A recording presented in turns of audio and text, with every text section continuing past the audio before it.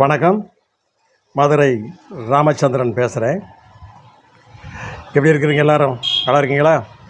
தற்போது அரசியல் களம் எப்படி இருக்கிறது? 4 ஆண்டுகளாக நன்றாக இல்லை அரசியல் களம். இப்பொழுது 5வது ஆண்டில் சூடு பிடிக்கிறது. எல்லோத்துக்கும் சுரணை எல்லாம் பிடிக்கிறது. இப்பொழுது அறிவிப்புகளை வெளியிடுகிறார்கள். இன்னும் 5 ஆண்டுகளில் நிறைவேற்றி விடுவோம், மீதமுள்ளதை ஏற்கனவே நிறைவேற்றிவிட்டோம் என்றெல்லாம் சொல்லுகிறார்கள். ஏற்கனவே இருந்தவர்களும் சொல்லுகிறார்கள், நாங்கள் வந்தால் இவர்கள் செய்வதை விட அதிகமாக செய்வோம் அப்படி என்று சொல்லுகிறார்கள். என்ன செய்ய போகிறார்கள் என்று மக்களுக்கு தெரியும். வாக்குறுதிகளை அள்ளி வீசுகிறார்கள். சாதி சங்கங்கள், மகாநாடுகள் நடந்து கொண்டிருக்கிறது.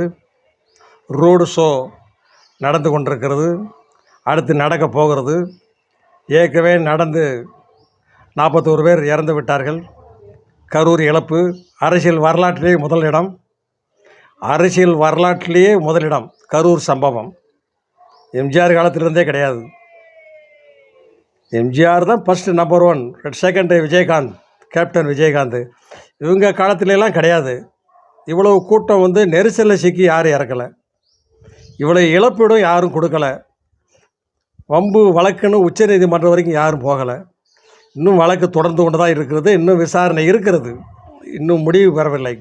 அடுத்த வழியில் வரேன்.